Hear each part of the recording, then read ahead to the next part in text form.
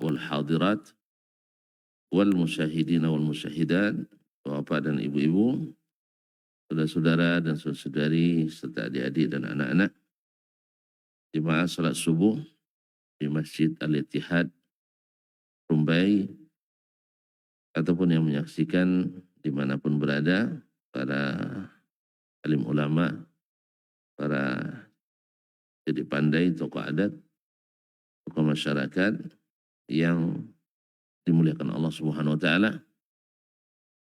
Mudah-mudahan Allah senantiasa menjaga kita menuju husnul khatimah hendaknya, amin. Oleh itu kita tak boleh abai, tak boleh lalai untuk senantiasa saling mengingatkan dengan kebenaran dan saling mengingatkan dengan kesabaran. Karena itulah jalan keselamatan. Wal asri innal insana lafi khusr illa alladhina amanu wa amilus salihat wa tawasaw bil haqqi wa tawasaw bis sabr. Bapak dan ibu-ibu kaum muslimin dan muslimat yang saya muliakan, yang saya hormati, yang saya cintai, salawat dan salam kepada Nabi kita alaihi salatu wassalam, yang tak boleh pula kita tinggalkan dan harus selalu kita tingkatkan. Karena bersalawat dan salam kepadanya sama dengan kita dermawan pada diri kita sendiri. Sebab sekali kita selawat kepada Nabi, Allah balas untuk kita 10 kali. Semoga selawat pula bersambung pada para alul bait, para sahabat, para tabi'in, dan siapapun yang mengikuti Nabi alaihi salatu wassalam dan istiqamah di jalannya. Kaum muslimin, dalam rangka kita tetap istiqamah di jalan Nabi alaihi salatu wassalam, kita belajar ilmu ini. Belajar dari Nabi alaihi salatu wassalam melalui ilmu-ilmu yang diwariskannya. Dan ilmu yang diwariskannya itu adalah bagian yang besar yang didapat oleh umat ini. Di antara petunjuk Nabi alaihi salatu wassalam adalah mengajarkan kepada kita doa-doa, zikir, serta ruqyah syar'iyah. Dan ini penting kita pelajari pula. Karena mungkin sebagian dari kita, mungkin karena semangat yang menggebu-gebu atau pemahaman yang mungkin keliru, ada di antaranya pertanyaan, apa benar tak boleh minta di ruqyah Ustaz? Apa benar tak boleh minta di ruqyah? Nanti kalau tidak ruqyah tidak bisa masuk surga. Tidak bisa masuk surga. Maka dengan belajar ini kita tahu bahwasanya Nabi SAW juga di ruqyah. Nabi SAW juga di ruqyah. Dan beliau adalah yang pertama masuk surga tanpa hisab. Dan Nabi sendiri juga meruqyah orang lain. Hingga ada pula yang mengatakan boleh tidak orang yang meruqyah menerima upah atau menerima hadiah. Maka kata anak kita kan sudah ketahui pada hadis yang pertama kemarin, Abu Sa'id Al-Khudri radhiyallahu anhu, dia meruqyah kepala suku. Akhirnya dapat gerombolan kambing, bukan satu ekor. Kan satu qati', yaitu satu gerombolan kambing. Sampai-sampai Nabi pun minta bagian kalau masih ada. Gitu kan. Berarti kalau Nabi minta bagian berarti halal atau haram? Halal. Karena ada sebagian pula yang mereka kan tidak boleh minta, tidak boleh mengambil upah dari meruqyah. Jadi dengan ini jelas juga bagi kita. Yes, ya? Tidak boleh meruqyah, tak boleh minta di ruqyah, tak boleh mengambil upah. Ternyata semuanya boleh. Nah, jadi nyaman juga kita jadinya. Nah, adapun yang menjadi kadang subhat itu adalah ketika ada hadis akan masuk surga di antara umatku ini 70.000 orang tanpa hisab, tanpa azab. Di antara sifatnya adalah tidak minta diruqyah. Tidak minta diruqyah. Tapi ada sifat-sifat yang lebih dahsyat lagi nanti. Tauhidnya dah benar itu belum itu kadang-kadang. Akhlaknya dah bagus itu belum. Ruqyah itu salah satu dari sebab yang disebutkan dalam hadis. Penghalang-penghalang yang lain kan banyak. Utang dah dibayar belum? Eh? Ahli orang mati syahid saja terhalang masuk surga gara-gara utang. Apalagi yang tak segera meninggalkan minta diruqyah aja. Jadi itu sebab di antara sebab khusus saja. Sebab-sebab yang lain yang menghalangi itu harus lebih didahulukan lagi. Ibaratnya kan syarat-syarat recommended aja ya. Syarat-syarat yang lain yang asasi, khususnya masalah iman dan tauhid dan sangkut paut dengan hamba-hamba Allah, itu akan menghalangi kita juga masuk surga. Jadi kaum muslimin dan muslimat, ini adalah tidak minta, bukan tidak meruqyah. Tadi tidak minta diruqyah. Karena syarat tawakalnya. Dan bukan pula dia melarang orang meruqyah dirinya. Jangan diruqyah saya nak masuk surga tanpa hisab. Enggak, meminta diruqyah yang tidak. Tapi diruqyah boleh. Meruqyah boleh, diruqyah boleh, minta diruqyah yang tidak boleh. Karena wa ala rabbihim yatawakkalun. Nah, di antara contoh yang disebutkan Nabi alaihi salatu wassalam diruqyah ketika sakit,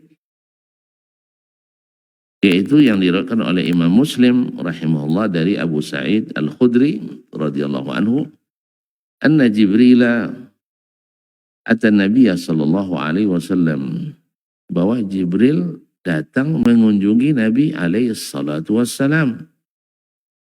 Faqala, lalu dia bertanya atau berkata, ya Muhammad, ishtakait? Muhammad sallallahu alaihi wasallam, ishtakaita? Kamu sakit ya? Jibril kan tidak tahu juga sebenarnya. Sama. Ini pertanyaan istifham takriri. Jadi bukan pertanyaan tidak tahu, tapi pertanyaan ya macam kita. Sakit Ustaz rupanya ya kan gitu kan. Dia udah tahu sakit Ustaz. Biasa kan? Misalnya anak kita sakit nak, gitu ya. Atau ayah kita sakit ayah. Sebenarnya bukan nanya lagi, dia udah tahu. Apa istilahnya nih? Bukan memastikan juga. Ya takrir ya. Sekedar menguatkan aja. Atau ikut sebagai bentuk perhatian. Sakit ya. Apalagi istri, senang sekali kalau ditanya, sakit ya Mia? Kalau tidak ditanya, dibilang tidak sayang. Tak pernah tanya, sakit aja kan? Jadi tanya, agak lesu dikit, sakit ya Mia? Apalagi ada kalimat sayang setelahnya. Apalagi kalau kasih ini uang untuk berobat. Kalau biasa perlu 200, kasih 2 juta. Sembuh tuh. Insya kayaknya tahu semua nampaknya. Kalau udah tahu rahasianya, kenapa enggak digunakan kunci rahasia itu? Kita tahu rahasianya, kasih aja kunci rahasia itu. Selesai masalah. Naam. Faqala, Nabi SAW menjawab, naam, iya saya sakit. Qala, lalu Jibril membaca, Bismillahi arqiq. Dengan nama Allah saya meruqyahmu. Dengan nama Allah saya meruqyahmu. Min kulli syai'in yu'dhik. Dari segala sesuatu yang menyakitimu. Atau menyakitkanmu. Atau membuat kamu sakit. Min syarri kulli nafsin. Au aini hasidin. Dari kejahatan setiap jiwa atau setiap mata orang hasad. Dari kejahatan setiap jiwa, min kulli syai'in atau min syarri kulli nafsin, min syarri kulli nafsin au aini hasidin, dari keburukan kejahatan setiap jiwa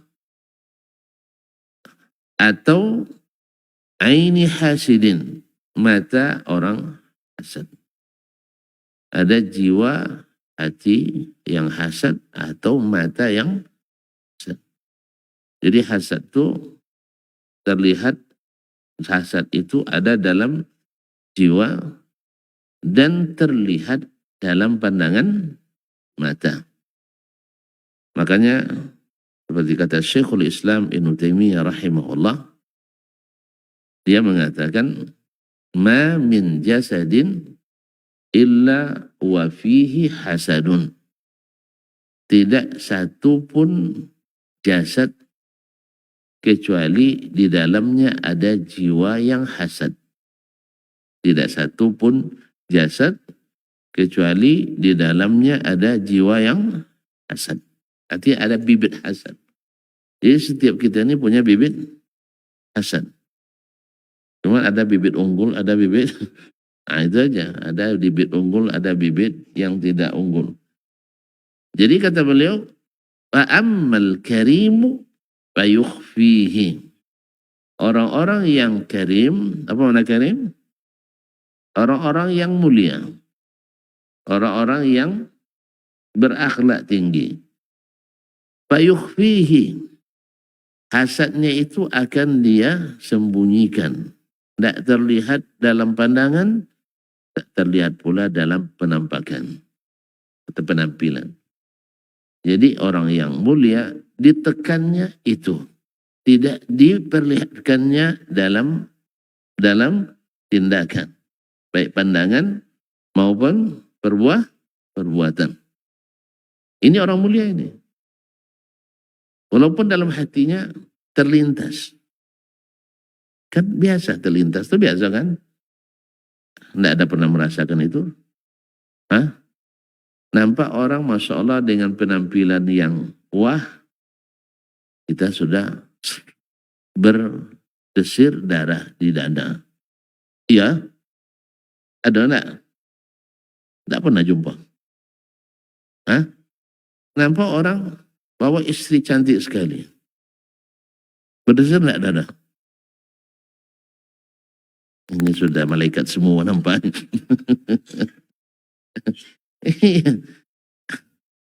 Subhanallah. Yang bawa tidak sesuai dengan yang dibawa. Nah, baru tahu nampak. Biar tonton. Kasih bukti nyata ya. Nah, bukti nyata. Imam Al-Asma'i, masih ingat cerita beliau? Sudah lupa? Ayolah, berarti saya ingat kembali. Imam Al-Asma'i rahimahullah. Beliau adalah disebut dengan syairul muhaddithin. Penyairnya ahli hadis. Karena beliau salah seorang perawi hadis.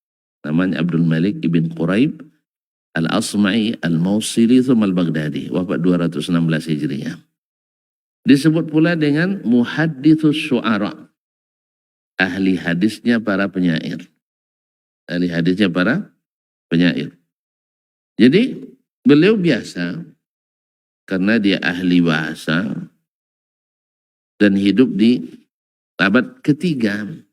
Bahasa di perkotaan rata-rata sudah rusak oleh istilah-istilah asing. Istilah-istilah ilmiah. Istilah-istilah ilmiah ini banyak merusak bahasa. Kolaborasi, elaborasi, eksplorasi. Kau tanya bahasa Melayu, tidak ada yang paham lagi. Akhirnya rusak bahasa Melayu gara-gara esis itu. Nah, rusak. Seiring dengan rusaknya bahasa asli, semakin menurun dan semakin mendangkal pemahaman kita dalam bidang ilmu. Makanya tentu kalau nak tahu negeri yang maju pendidikannya negara maju itu selalu menggunakan bahasa asli ibunya. Semakin banyak menggunakan bahasa asing, semakin terasing kita di negeri kita. Jangan ditafsirkan macam-macam. Ya, saya hanya bicara tentang bahasa, bukan tentang politik ya. Hah? Nah, ma'asyiral kiram. Jadi dia mencari bahasa ke pedalaman. Ternyata di pedalaman itu banyak juga orang-orang. Hah? Orang-orang apa? Orang-orang cantik. Nggak percaya pergilah. Ini kaum muslimin. Di pedalaman. Dia sering pergi ke pedalaman mencari bahasa-bahasa yang mari orisinil, yang masih asli, yang masih natural. Tak terpengaruh oleh televisi dan tak terpengaruh oleh televisi dan alat-alat komunikasi lainnya. Mereka interaksi sesama asli orang Baduy. Jadi bahasanya asli bahasa Arab. Beda dengan perkotaan, sudah mulai berjuga orang. Sudah berjuga? Sudah berjuga? Bahasa Indonesia yang kadang dipaksakan. Nah, dulu orang Bangkinang, kalau sudah sampaikan baru, mulai berjuga. Nah, awalnya Bapo Cie, berapa ciat katanya. Itu nama juga. Berapa ciat katanya. Jadi dikiranya asal cie menjadi ciat. Nah, jelas. Jadi enggak. Jadi di kota perkampungan itu masih orisinal. Jadi pada suatu hari bertemu dengan seorang wanita bersama suaminya. Yang wanitanya ayah min ayatillahi fil jamal. Wanita ini tanda kebesaran Allah dalam kecantikannya. Sangat, sangat cantik sekali. Sedangkan suaminya ayah min ayatillahi fil qubh. Suaminya tanda kebesaran Allah pula menciptakan seburuk-buruk orang. Bayang tak? Hah? Bayang tak? Hah? Tidak bisa bayangkan. Ibarat pinang dibelah dua, sebelahnya pecah. Sebelahnya pecah. Nah, kan orang kan mau bilang cantik. Sesuai ya sepadan ya. Bertemu ruas dengan buku. Kan gitu kan. Atau ibarat pinang dibelah dua. Ini dah ibarat pinang dibelah dua, sebelahnya pecah. Nah, jadi tidak bisa disesuaikan lagi. Akhirnya naluri seorang pujangga, karena kan penyairnya, naluri seorang pujangga, memaksa dia harus bertanya, apa rahasia di balik itu? Paham kan? Jadi jangan bilang tuan-tuan tidak tertarik meningkat yang seperti itu. Sah? Seorang ulama hadis saja tertarik itu. Untuk menanyakan ada apa gerangan. Sah? Betul tak? Tidak percaya nampak. Herannya. Akhirnya dia tanya, atardaina an takuni tahta hada. Artinya, masa bisa kamu menikah dengan orang ini? Ya kan? Kan aneh kan? Wanita secantik itu menikah dengan laki-laki sejelek itu. Pasti ada rahasia. Nah, cuman itulah jawabannya membuat Imam Al-Asma'i mati kutu. Padahal berhadapan dengan khalifah saja, tidak kehabisan hujah dia. Tapi berhadapan dengan wanita ini, kehabisan hujah. Apa jawabannya? La'allahu qad ahsana fima bainahu wa baina rabbih. Barangkali suami saya ini dulu di masa mudanya, hubungannya dengan Allah sangat baik. Fajazahullahu bih. Akhirnya dia dapat hadiah dari Allah, yaitu saya. Hadiah dari Allah. Kan dia yang punya.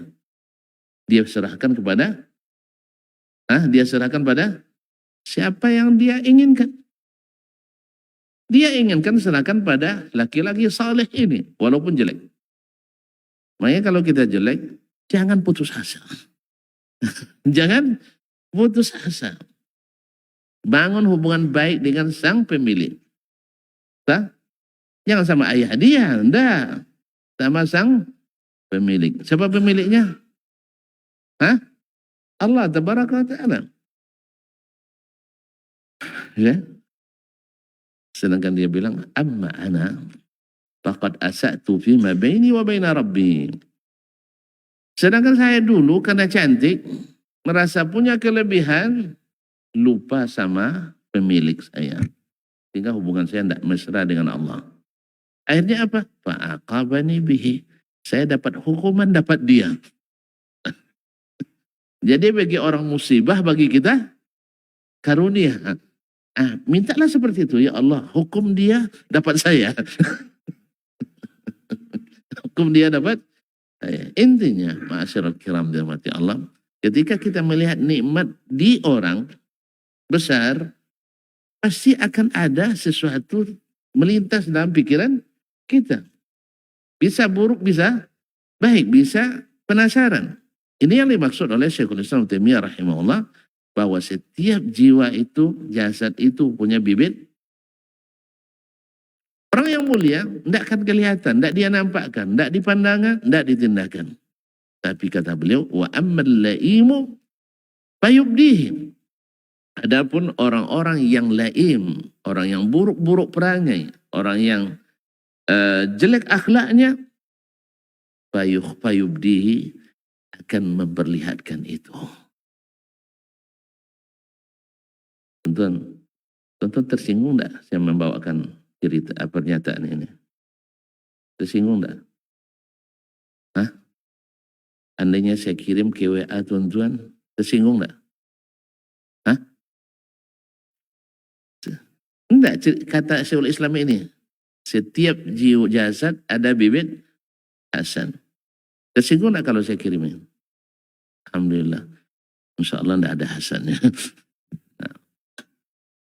Dulu ketika saya dapatkan ungkapan ini, dapat juga dari orang lain, dari referensi yang sebutkannya, saya kirim ke, menurut saya sangat bagus. Bagi saya pertama, supaya saya bisa mengendalikan bibit-bibit tadi. Jangan sampai ditanam di sana sini. Biarlah di dalam saja.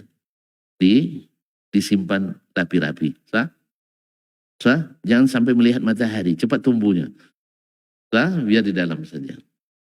Ibarat kata pepatah orang kampung kita, biar pecah di perut, jangan sampai pecah di mulut. Jelas? Lalu saya kirim ke berbagai grup, bahkan ke pribadi. Subhanallah, semua ada yang diam, tapi semuanya mengatakan begini. Kecuali ada satu orang. Mau tahu? Jangan, tidak boleh. Riba kita. Kecuali ada satu orang. Ketika saya kirim itu, langsung live dari grup. Saya tidak tahu apa sebabnya. Langsung keluar dari grup. Sayangnya dia pimpinan grup pula. Termasuk admin di situ. 2 menit setelah itu diikuti oleh muridnya. Yang juga, saya lupa apa admin atau tidak yang jelas. Iya, muridnya. Berarti kan termasuk petinggi juga di grup. Besok grup ditutup. Grup ditutup. Akhirnya dibuat grup baru lagi, saya tidak masuk lagi. Walaupun sebenarnya saya di situ juga termasuk petinggi. Makanya saya bilang khawatir juga saya ketika menyampaikan ini ada yang tersinggung di sini gitu. Makanya saya tanya, tersinggung enggak? Mana tahu tuan-tuan di situ waktu itu. Jadi saya bilang aneh ben ajaib, tapi ternyata ada orang-orang yang masih ada sisa-sisa hasad dalam hatinya. Bagi saya tidak menuju seseorang tertentu. Kan di grup tidak mungkin kita tuju orang tertentu kan.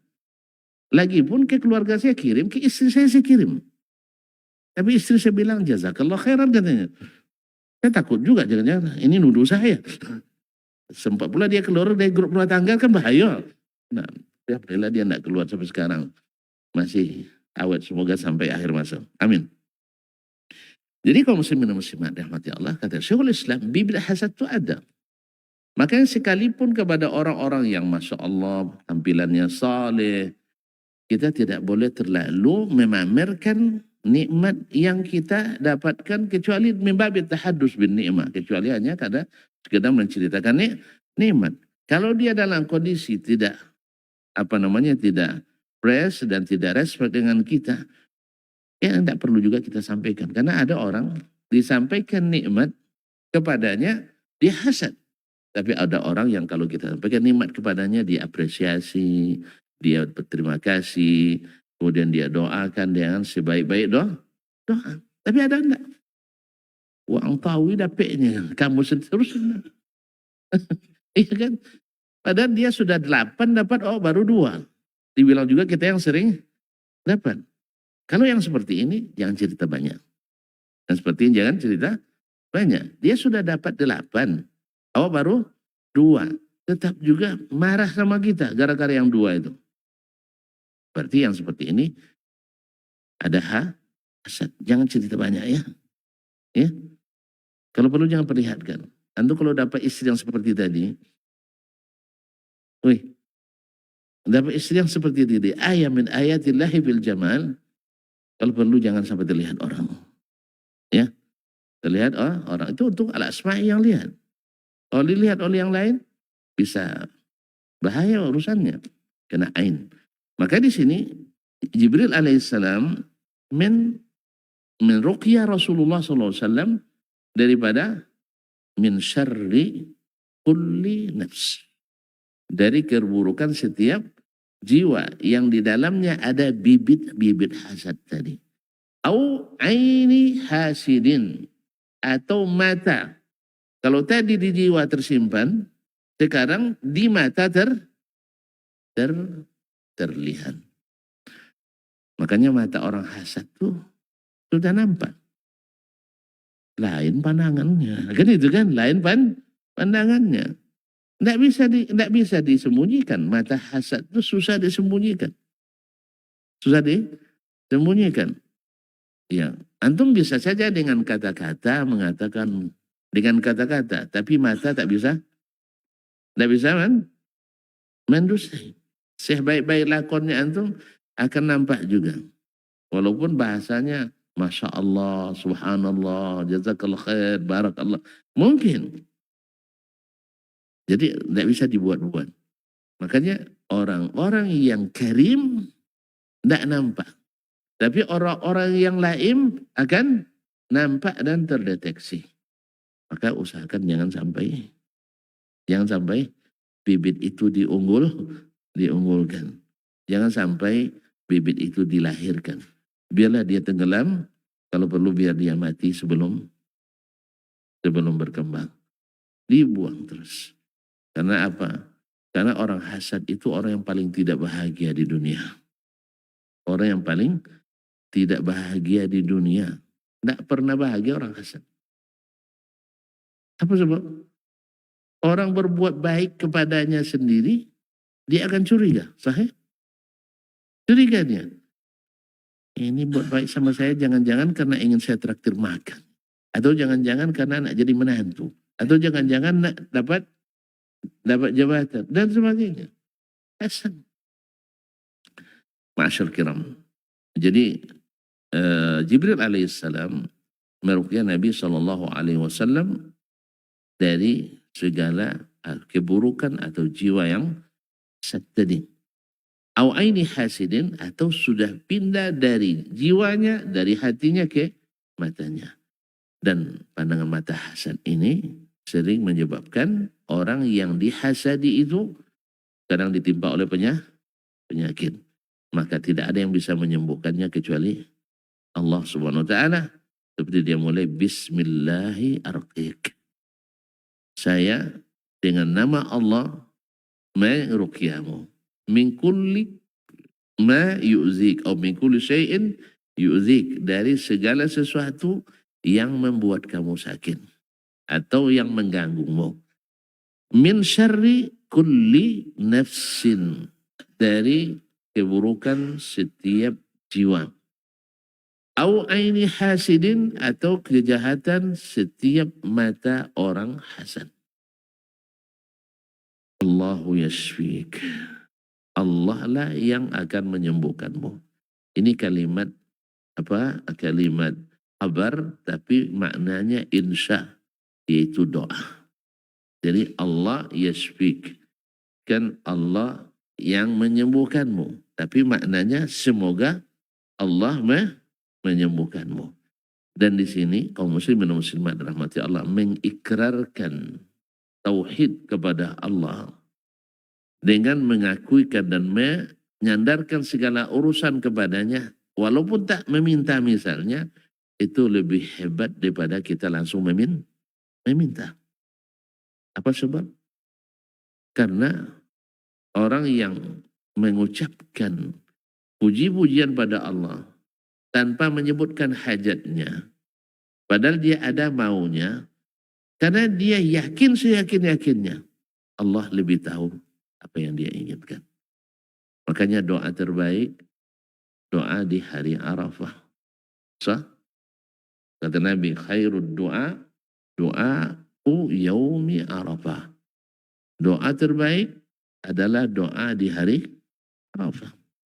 Wa khairud du'ai, doa yang paling baik, qultuhu, yang aku baca, wan nabiyuna min qabli, dan semua nabi sebelumku, la ilaha illallah wahdahu la syarikalah, lahul mulku wa lahul hamdu wa huwa ala kulli syai'in qadir. La ilaha illallah. Ini tak perlu terjemah lagi ya. Ini terjemah salah nanti. Nah, apa lagi? La ilaha illallah wahdahu, yang maha esa. La syarika lahu, tak ada sekutu baginya. Kenapa tak cukup dengan yang maha esa saja? Harus dikatakan tidak ada sekutu baginya. Sebab banyak orang mengatakan berketuhanan yang maha esa, tapi masih menyekutukan, masih syirik. Makanya harus ditenaskan, la syarikalah, tidak ada sekutu baginya. Sekalipun sekutu yang diyakini oleh yang menyekutukan, milik Allah yang disekutukan. Seperti orang jahiliyah dulu. La syarikalak illa syarikan huwalak. Tidak ada sekutu bagimu kecuali sekutu yang engkau ambil sendiri. Tamlikuhu ma wa malak. Kau miliki, dia tidak memiliki. Berapa banyak orang hari ini menganggap selain Allah bisa berpengaruh dalam doa, sah, dan dia yakin dia kuasa Allah yang berlaku. Walaupun demikian tetap dihukum syirik oleh Allah dan Rasulnya sallallahu alaihi wasallam. Karena Allah tidak suka miliknya diberikan pada orang lain.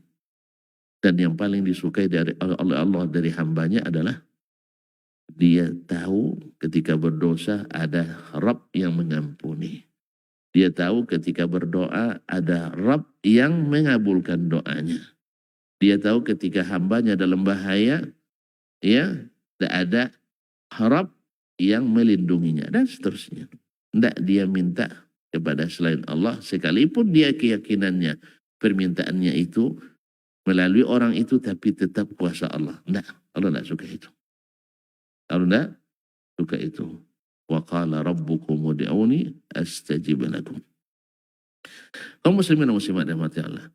Lahul mulku, baginya segala kerajaan. Walahul hamdu, baginya segala pujian. Murni. Tidak ada yang berpengaruh di kerajaannya seorang pun. Tidak ada yang patut dipuji kecuali dia. Makanya abaikan semua perantara-perantara itu. Karena pertama memang Allah tak suka. Yang kedua, Nabi juga tidak ajarkan. Makanya tidak ada istilah. Tidak ada istilah tawassul dengan orang-orang yang sudah mati. Yang ada adalah tawassul dengan doa orang yang masih hidup. Orang sudah mati, tidak ada lagi. Dia tak akan beramal lagi. Makanya kalau nak beramal dari sekarang, kalau nak baca Quran dari sekarang, nak sholat dari sekarang, nak zikir dari sekarang. Jangan tunggu kiriman orang. Kiriman orang kadang-kadang tak sampai dah. Apa sebab? Kadang tak ikhlas, tak ada pahala. Antum karena belum menerima gaji pahala tu. Sudah sampai di tangan payah keluarnya. Wih. Kan ya? Wih. Sudah nampak tiongkok sebesar gunung Uhud di depan antum. Mau antum sedekahkan. Wah. Orang semakin banyak yang dia dapat, semakin pelit dia untuk menginfakkan. Ini karena antum tak tengok pahala tu. Makanya sembarang aja nak menghadiahkan. Nah? Cuman masalahnya kadang sering acara-acara itu apa dibuat? Malu sama orang kalau tidak dibuatnya.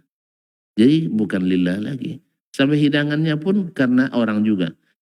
Cukuplah goreng pisang, goreng apon. Malu kita duitnya banyak, masa malu lagi. Yang melayani malu sama orang, yang berdoa malu sama orang, ada lillah lagi. Kalau tidak ada lillah, ada pahala. Amalan yang bukan karena Allah, ada pahala. Mana yang mau dikirim? Makanya tidak usah nunggu kiriman kecuali yang sah-sah saja. Yang pasti-pasti saja. Yaitu doa anak yang soleh. Atau sedekah jariyah. Orang bikin masjid minimal 1 meter adalah wakaf kita di situ. Sah? Hah? Sedekah jariyah nak? Sampai WC pun. Sampai sumur bor. Atau mushaf yang kita belikan letakkan di masjid. Atau serahkan kepada anak yang belajar tahfiz. Selama mushaf itu masih ada dan dibaca, pahalanya mengalir sama kita. Atau tanam kurma atau tumbuhan yang bisa dinikmati. Niatkan wakaf untuk siapapun yang lewat. Sah? Apa biasanya yang sering berbuah misalnya? Tapi jangan durian tepi jalan ya, nanti ditimpanya orang. Bahaya. Kalau tepi-tepi jalan, trotoar misalnya, tanam buah yang mudah dipetik dan bermanfaat. Apa misalnya? Ya kurma lah. Kurma, jangan sawit. Sawit. Tapi pokoknya niatkan. Itu juga wakaf yang mengalir pahalanya. Atau punya tanah banyak. Ini ada orang yang Masya Allah di sana 10 hektar, sini 40. Tapi meninggal tak satu pun yang dinikmati oleh keluarga. Berkelahi anak sudah itu dengan istri. Ada anak berkelahi sama istri? Anak kita berkelahi sama istri kita ada? Telah meninggal? Hah? Ada enggak? Iya. Amak tiri. Kadang sama mak kandungnya juga berkelahi juga. Apa sebab masalahnya tidak pernah dicontohkan untuk berbekal ke akhirat. Kumpul, tidak ada. Nasallallahu alaihi wasallam. Sampai ke situ tadi saya. Tawassul tadi. Ya, jadi jangan berikan hak Allah kepada selain Allah. Nah, di sini pengakuan ini. Wa huwa ala kulli syai'in qadir, dia maha kuasa atas segala sesuatu. Kok bisa jadi doa terbaik? Tidak ada permintaan di dalamnya. Makanya Imam Sufyan bin Uyainah, ulama besar Mekah dan Madinah di masanya, ulama Hijaz, ahli hadis dan ahli fikihnya, ditanya oleh muridnya. Karena murid biasanya perhatikan apa yang diamalkan oleh gurunya di waktu di padang Arafah. Ya Aba Muhammad, ma ra'aituka tad'u. Sejak tadi, ini hampir pula habis masa hukum, hampir maghrib, dari setelah tergelincir matahari, dia bilang, tidak pernah saya lihat Syekh berdoa katanya. Kata Syekh, saya berdoa, la ilaha illallah, wahdahu la syarika lah, lahul mulku wa lahul hamdu, wa huwa ala kulli syai'in qadir. Ini doa terbaik katanya. Nabi yang riwayatkan, yang mengatakan. Dan saya yang riwayatkan. Tapi kan tidak ada permintaan di dalamnya.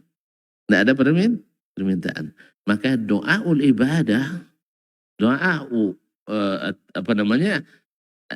ibadah, doa yang sifatnya ta'abbud, itu lebih tinggi daripada doa yang sifatnya talab. Itu meminta. Apa sebab? Talab, ketika kita menyampaikan hajat kita, bukan salah, enggak. Cuman lebih hebat lagi orang yang menyerahkan pada Allah apa saja yang dia beri. Sah? Betul nggak? Sekedar ilustrasi. Antum ada pekerjaan. Nah, ada 2 orang melamar kerja. Antum pemurah. Tapi yang satu bilang, berapa gaji antum bilang? Terserah bapak aja lah. Karena dia tahu kalau dia terserah pasti banyak. Kalau yang ini, enggak, saya minta 3 juta lah sepekan. Kaget enggak? 3 juta sepekan. Saya, andai saya jadi orang upahan antum, minta 3 juta sepekan. Kaget enggak? Ustaz, 3 juta mana ada? Tapi kalau pemain bola kan 3 miliar sepekan enggak apa-apa kan? Nah, ma'asyal kiram dirahmati Allah. Jadi, orang yang terserah, biasanya lebih disenangi daripada orang yang bilang, memberikan target. Artinya dia percaya penuh sama kita. Begitulah lebih kurang Imam Sufyan bin Uyainah yang mengilustrasikan, dia bilang, ya bunai, wahai anakku, law anna ahadan waqafa ala babi rajulin tariyin karimin jawad. Andainya seseorang datang ke rumah orang kaya raya dan sangat pemurah. Siapapun yang datang ke rumahnya, wajadah hadzan, dapat bagian. Biduni talab, tanpa diminta. Tanpa diminta. Bahkan diberikan lebih dari ekspektasinya. Perkiraannya, misal menjelang hari raya dapat 2 juta, jadilah kan. Tiba-tiba pas dia tanya, kamu berapa orang anak? 10. Istri? Nah, jawablah. Hah? Satu, nah satu lah kan. Rupanya dikasih, dihitung per kepala 500.000. Berarti anak dapat 5 juta. Istri 3 dapat? 1,5 juta. Awak dapat? Kepala rumah tangga dapat 2 juta. 3,5 juta tambah 5 juta, 8,5 juta. Padahal tadi dapat 2 juta lumayan. Kira-kira senang enggak? Yang bilang enggak, weh. Tentulah terpaksa juga kasih contoh konkret. Lah, dia bilang contoh nyata yang saya alami. Ya, jangan marah enggak? Saya pernah didatangi seorang kawan dari Thailand. Saya di S3, dia S2. Desmond, mau enggak bantu? Siap, saya bilang. Apaan? Si Pulan, dia sebut kawannya, masih S1, bawa istri ke Madinah. S1 kan enggak dapat fasilitas di kampus semua. Kontrakannya habis akhir bulan ini, sekitar 2 pekan lagi habis. Dia enggak punya duit. Terus saya enggak orang kaya, saya bilang, enggak katanya. Mau enggak? Kita antarkan dia ke tempat Syekh Pulan, yang dosen kita kampus. Ya saya bilang Syekh Muhaisin, rahimahullah ta'ala, rahmatan wasi'ah. Orang kaya yang benar-benar bahagia. Dan membuat orang banyak bahagia. Tidak pernah menolak orang yang meminta. Subhanallah. Mau ketemu? Di surga aja nanti, karena dia ada mati lah. Rahimahullah rahmatan. Dosen tidak ngambil gaji di kampus, karena propertinya termasuk developer terbesar juga di Madinah di masanya. Kalau tonton nanti umroh sama saya tunjukkan nanti ini gedung ini milik beliau. Tidak jauh di Masjid Nabawi. Banyak biti. Wih. Nah, ma'asyarul kiram. Karena untuk meminta untuk orang, saya tak punya beban. Karena minta untuk orang, ayo, siap. Akhirnya teringat pula saya ada kawan dari Indonesia yang bernasib sama. Yang juga ngontrak kan. Mau tahu enggak orangnya? Enggak usah juga. Nah, ya, saya telepon. Assalamualaikum. Man, kamu di mana? Masih di rumah Ustaz. Mau enggak ikut saya? Kemana? Ketemu Syekh Muhaisin. Mau katanya. Ah, yalah. Karena kalau sebut nama Syekh pasti orang mau tuh. Nah, yalah. ikut saya, ya. Ini masuk, ketemu dengan saya. Yang masuk saya dengan yang S2 tadi. Kawan-kawan tadi nunggu di luar. Nah, karena itu perintah yang dapat kan. Jadi, saya bilang tidak banyak cerita. Setelah basa-basi sedikit, ada yang bisa dibantu. Begini saya. Ada kawan kita, S1, 2 istri, minta kalau bisa, minta bantu sewa rumah. Gitu. Tidak banyak cerita, ambil amplop, buka laci, isi amplop, kasih. Habis itu selesai, nak permisi kita, kalian berdua di mana? Mulai nanya dia. Saya bilang saya S3, ini S2 di Tarbiyah, pendidikan, saya S3 di hadis. Dapat jawaban itu, ambil lagi amplop 2. Tentu udah mulai berdebu hati kan. Sah. Karena di sana ada orang lain kan kita kan. Kan apa nama indikatornya kan kuat sekali untuk kita kan. Betul kan? Karena dia nanya, kalian di mana? S2, ini S3. Ini ada amplop, 2 pula di amplop.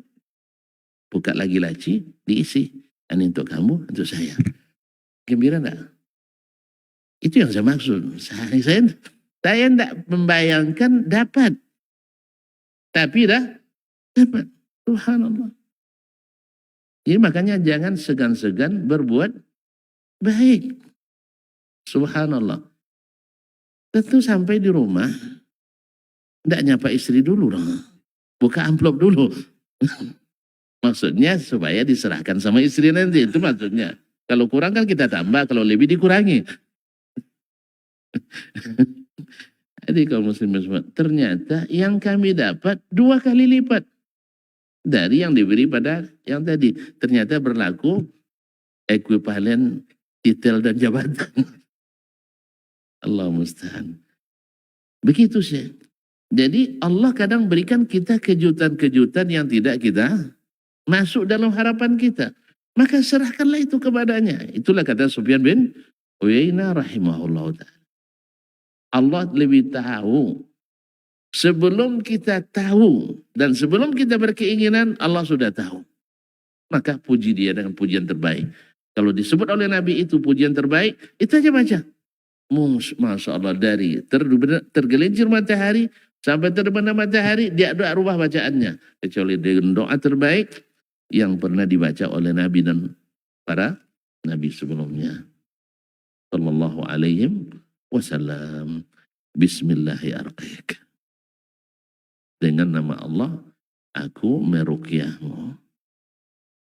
Jelas? Jelas? Oh belum nampaknya. Waktu udah habis. Bilang aja jelas. Biasa kita tutup. Alhamdulillah. Jadi ini salah satu bukti Nabi diruqyah oleh malaikat Jibril. Maka meruqyah tidak menghalangi masuk surga. Diruqyah tidak menghalangi masuk surga. Minta diruqyah tidak menghalangi masuk surga. Jelas?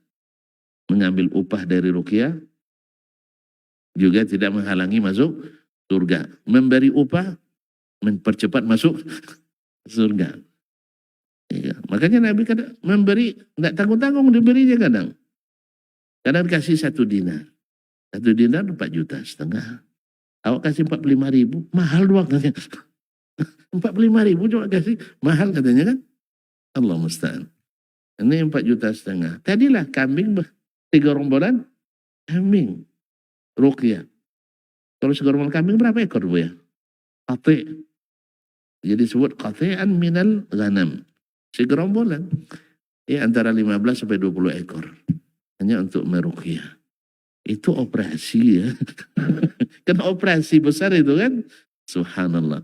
Ini kadang-kadang kita meremehkan yang dari sunnah bayar murah-murah. Karena keadaannya kalau orangnya ikhlas, bayarlah seikhlasnya. Yang masalahnya kita bayar seikhlasnya. Yang disuruh ikhlas yang menerima. Yang memberi jarang ikhlas. Terima kasih dan mohon maaf. Wabillahi taufiq wal hidayah. Wallahu ta'ala alam. Wa sallallahu ala nabiyyina Muhammad wa sallam. Wassalamualaikum warahmatullahi wabarakatuh.